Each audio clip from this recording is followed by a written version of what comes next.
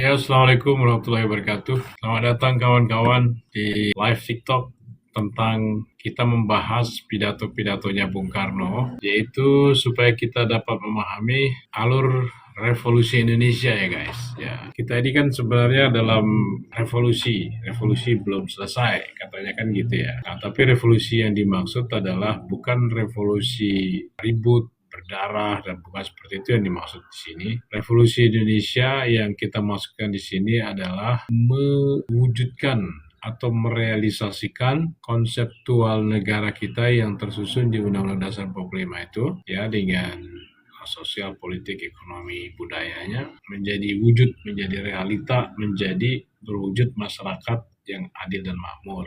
Nah, itu maksudnya revolusi Indonesia ya. Jadi pidatonya Bung Karno yang kita mau bahas hari ini guys, ya, sambil kita tunggu kawan-kawan yang lain.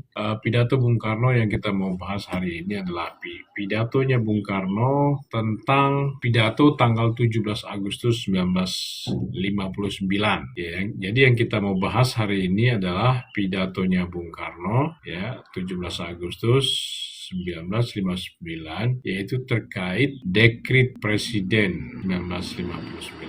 Ada apa dengan dekret Presiden 1959? Apa kaitannya dengan revolusi Indonesia? Apa hal-hal yang muncul di sana sebagai yang disebut dengan keluar dari rel revolusi ya? Bung Karno pernah mengatakan bahwa kita keluar dari rel revolusi selama 10 tahun ya. Kita panggil dulu kawan kita ya. Wah, ini menarik banget yang kita omongin hari ini. Yaitu pidato-pidatonya Bung Karno, pidato 17 Agustus 59 yang terkait dengan dekret Presiden dan terkait dengan rel revolusi Indonesia.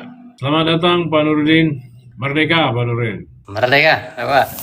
Merdeka. Oke guys ya. Jadi di sini Pak Nur ya. Di sini Pak Nur kita bicara tentang pidatonya Bung Karno. Kita akan membahas pidato-pidatonya Bung Karno setiap hari ya di sini di live TikTok GPT Man, ya kan? Kita akan membahas pidato Bung Karno setiap hari di sini untuk apa? Supaya kita memahami siapa kita dan mau kemana kita sebagai bangsa ya. Siapa kita sebagai bangsa, mau kemana kita dengan negara kita, supaya kita memahami alur daripada revolusi Indonesia yang belum selesai ini. Kan kita kan disuruh revolusimu belum selesai. Artinya bahwa kita harus meneruskan revolusi kita. Memang revolusi belum selesai, tapi revolusi yang dimaksudkan di sini adalah bukan revolusi kayak ribut-ribut, berantem, chaos, kacau, berdarah gitu ya, bukan seperti yang dimaksud. Revolusi yang dimaksudkan di sini adalah ya di apa yang kita maksudkan dengan revolusi oleh para pendiri bangsa kita, oleh Bung Karno dan seterusnya, kita merealisasikan, mewujudkan konseptual atau blueprint negara kita di Undang-Undang Dasar 45. Ya, itu yang menjadi isi daripada revolusi Indonesia itu. Ya, tepatnya adalah kita menata negara kita, noto negoro, ya, menata negara kita. Kita tata dia dengan apa yang ditata, sosial, politik, ekonomi, budayanya. Itu inti-intinya seperti itu. Ya, tujuannya adalah mewujudkan masyarakat adil dan makmur dan mewujudkan masyarakat Indonesia yang berbudi pekerti luhur, ya, sesuai dengan jati diri keindonesiaannya. Nah, jadi ada kaitannya dengan pakem revolusi Indonesia yang pertama, ya, pakem revolusi yang pertama itu adalah Negara Kesatuan Republik Indonesia. Pakem revolusi Indonesia yang pertama adalah Negara Kesatuan Republik Indonesia. Artinya kita harus merealisasikan, mewujudkan konseptual atau blueprint negara kita, yaitu Undang-Undang Dasar 45. Mari kita mendengarkan ya pidato Bung Karno, yaitu tanggal 17 Agustus 1945. Ayo kawan, mari kita dengarkan pidato Bung Karno ya. Tahun 1959 adalah tahun penemuan kembali revolusi.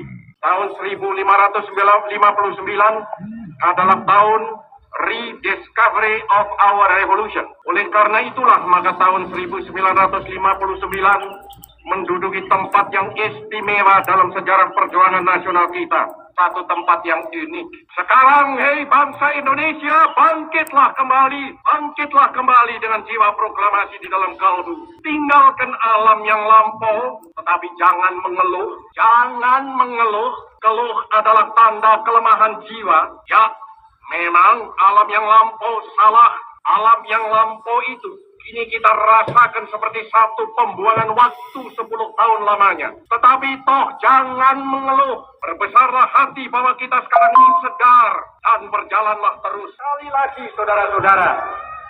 Sekali lagi, dan segala tenaga dan segala modal yang terbukti progresif akan kita ajak dan akan kita ikut sertakan dalam pembangunan Indonesia. Tenaga dan modal bukan asli yang sudah menetap di Indonesia dan yang menyetujui lagi pula sanggup membantu terlaksananya program kabinet kerja akan mendapat tempat dan kesempatan yang wajar dalam usaha-usaha kita untuk memperbesar produksi di lapangan perindustrian dan pertanian. Tinggalkan sama sekali alam liberalisme. Tinggalkan sama sekali segala konstruksi-konstruksi dari alam liberalisme. Tinggalkan sama sekali Undang-Undang Dasar 50.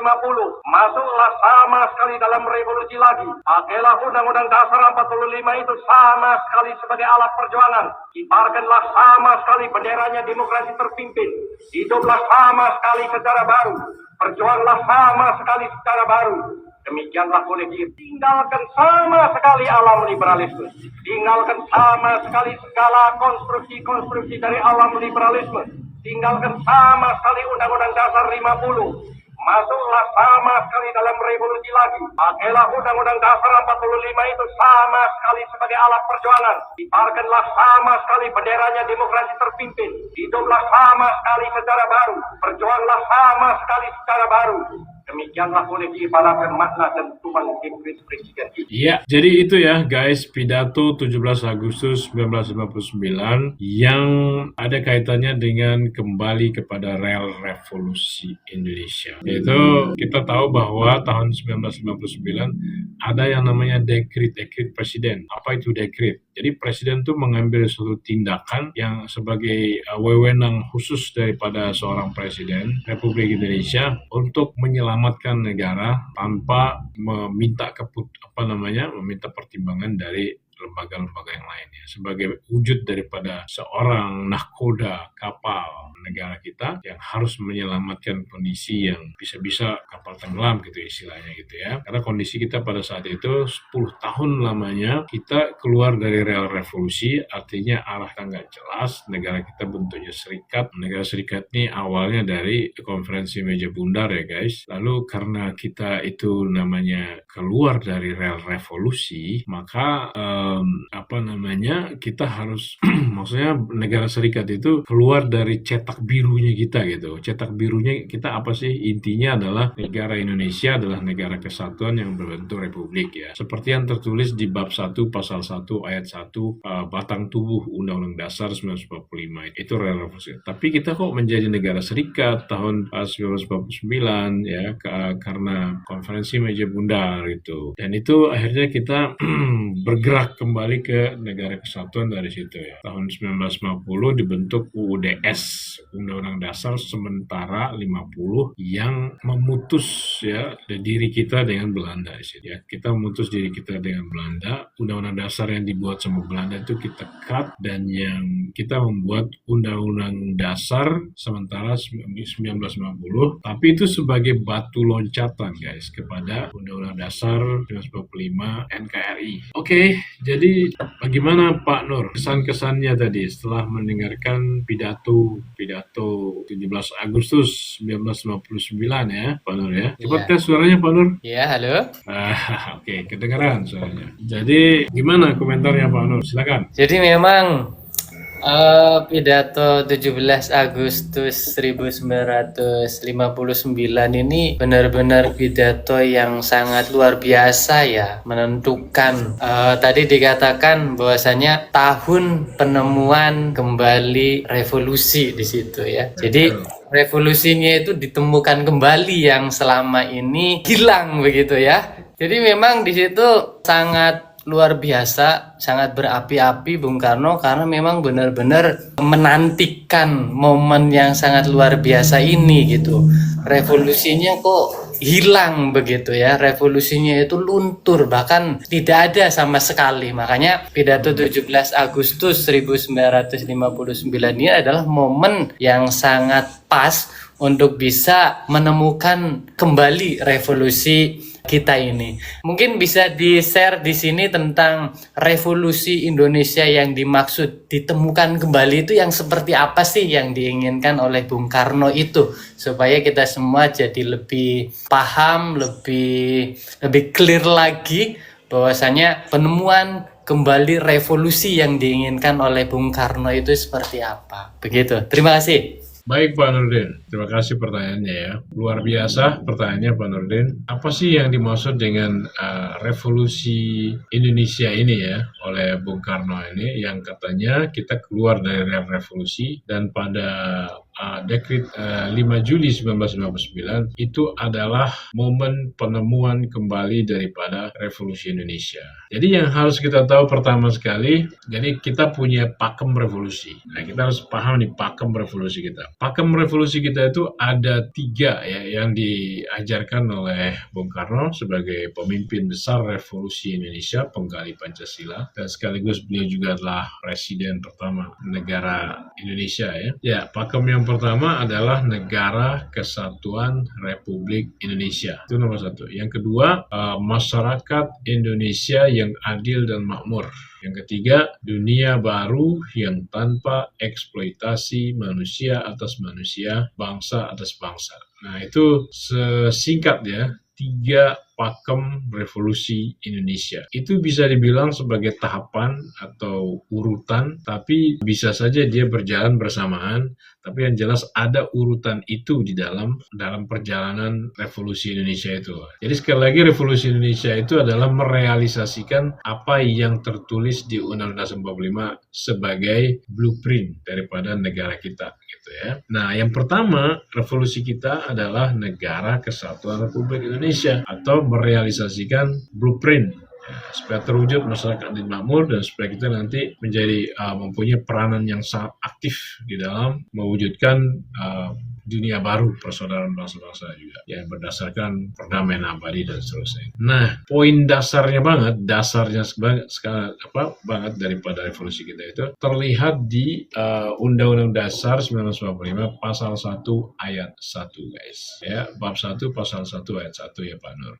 Di situ ada dikatakan bahwa negara Indonesia adalah negara kesatuan yang berbentuk republik. Jadi bentuk negara kesatuan Republik Indonesia itu sebenarnya sudah direncanakan sejak pidatonya Bung Karno, pidato mempersiapkan kemerdekaan, menyusun dasar negara. Jadi arah kita negara kesatuan Republik Indonesia, atau yang ditulis di Undang-Undang Dasar itu Batang Tubuh bab 1 pasal 1 ayat 1, negara Indonesia adalah negara kesatuan yang berbentuk republik. Jadi arah daripada kita mendesain, membentuk, mendirikan, menata, membangun negara kita itu adalah mengarah ke situ. Dan itu untuk mengarah ke situ kita membutuhkan dasar negara, yaitu Pancasila. Jadi Pancasila ini adalah dasar negara untuk mengarahkan bagaimana kita menjadi negara kesatuan dan bagaimana kita menjadi negara Republik Berkedaulatan Rakyat, kesatuannya berbhinneka tunggal ika, dengan sosial, politik, ekonomi, dan budaya yang berdasarkan Pancasila. Nah, apa yang terjadi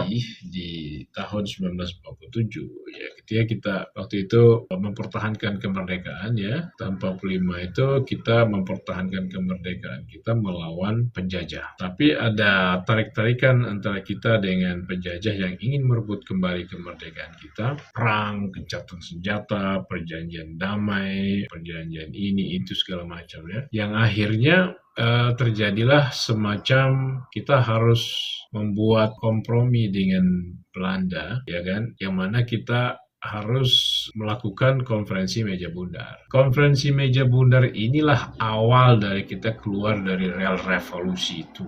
Awalnya ya, waktu itu ada delegasi-delegasi seperti delegasi kita yang ke Belanda itu ya, Sultan Hamid, Bung Hatta, dan lain-lain, pulang dari konferensi meja bundar itu membawa negara kita itu dengan desain negara serikat, negara Republik Indonesia Serikat. Nah ini masalahnya, dengan pembagian wilayah yang sangat merugikan Indonesia gitu. Nah, sedangkan seperti yang kita tahu di batang tubuh Undang-Undang Dasar 45 tadi, bahwa negara Indonesia adalah negara kesatuan yang berbentuk republik. Ya, ini kok jadi negara serikat kita gitu Pak Nur. Ya, akhirnya karena tidak sesuai dengan jati diri, itu negara Indonesia negara kesatuan yang berbentuk republik itu kan sebenarnya dari jati dirinya kita ya, jati dirinya bangsa Indonesia gitu. Maka, nah akhirnya kita nggak sepakat dengan itu dan kita merubah secara sepihak hasil kesepakatan dengan Belanda itu menjadi Undang-Undang Dasar sementara 50.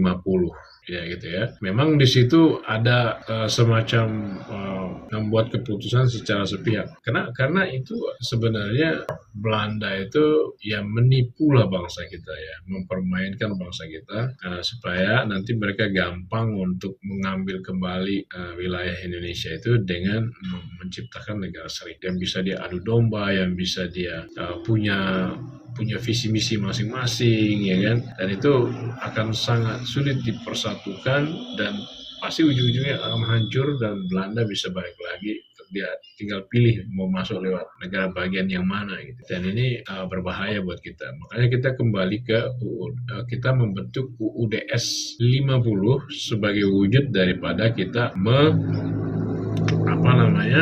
wujud dari batu loncatan untuk kembali ke UUD 45. Jadi revolusi kita itu intinya itu Pak Nur. Kita mewujudkan negara kesatuan Republik Indonesia. Negara Republik Indonesia berkedaulatan rakyat bersemboyankan Bhinneka Tunggal Ika, atau yang harus negara kesatuan gitu, bukan negara serikat. Nah, dan itu kita keluar dari rel revolusi itu selama 10 tahun ya, kita keluar dari rel revolusi itu akhirnya karena tidak ada penyelesaian, pernah dibuat konstituante untuk merapikan, menata ulang daripada konstitusi kita itu, khususnya desain negara, bentuk pemerintahan itu kan, di konstituante namanya, tapi konstituante tidak sanggup untuk menyusun ulang UUDS 50 itu menjadi kembali kepada Undang-Undang Dasar 45 ya, sesuai dengan intinya yaitu negara Indonesia negara kesatuan yang membentuk republik.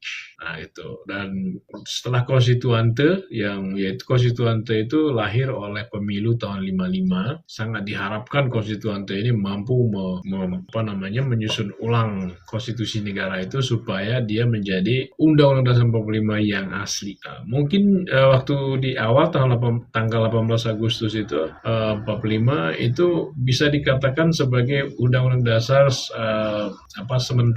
sementara karena dia singkat, belum, yang penting ada negara, yang penting ada Republik Indonesia yang berkedaulatan rakyat di situ. Belum ada penekanan yang kuat tentang kesatuannya, bentuk kesatuannya. Nah itu jadi kayak sementara gitu ya, dan makanya harus disempurnakan, itulah arah atau maksud daripada adanya konstituante yang didirikan melalui pemilu 1955 itu ya, sekalian untuk merapikan serikatnya itu supaya tapi tidak berhasil konstituante.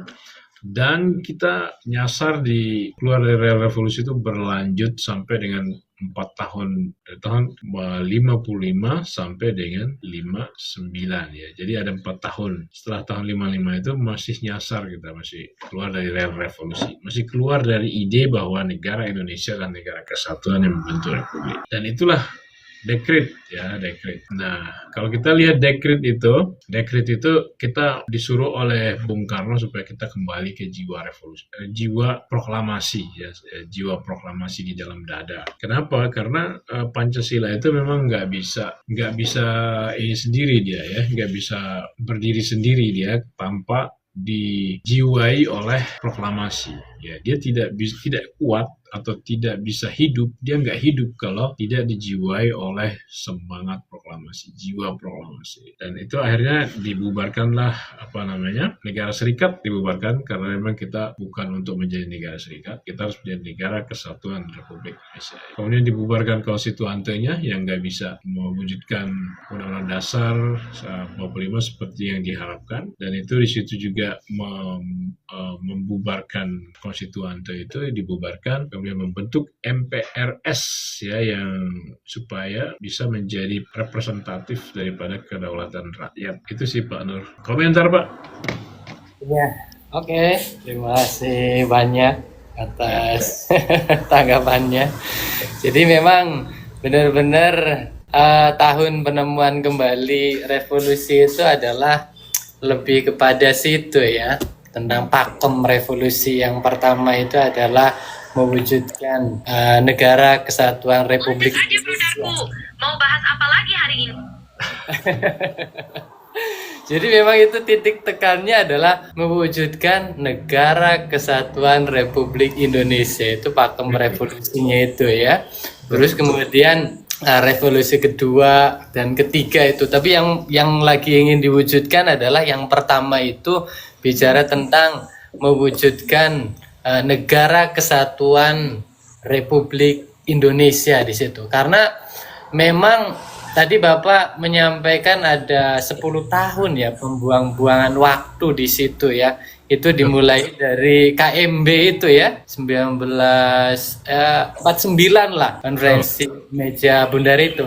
Dan saya juga berpendapat waktu itu memang Belanda itu sama ya penjajah itu kan tidak bisa untuk menaklukkan bangsa Indonesia dengan senjata waktu itu ada momen Bung Tomo di Surabaya dan rekan-rekannya itu bahwasanya Inggris dan juga Belanda untuk menaklukkan Surabaya tapi memang tidak bisa begitu, bahkan Jenderal Malabinya pun meninggal seperti itu. Berarti kan ini bangsa Indonesia sudah tidak bisa lagi ditaklukkan dengan senjata waktu itu. Makanya dia berubah cara untuk menaklukkannya itu dengan diplomasi, yaitu mungkin di KMB itulah 1949 itu dengan diplomasi, tapi bagaimana caranya yaitu dengan serikat tadi itu membentuk negara bagian yang tujuannya adalah ingin menjajah kita lagi supaya kita dipecah belah lagi supaya nantinya itu mereka bisa menaklukkan lagi seperti itu. Jadi memang si Belanda sama sekutu itu punya strategi juga seperti itu ya, karena tidak bisa lagi menaklukkan bangsa kita ini karena memang persatuan ini sudah kuat waktu itu ya.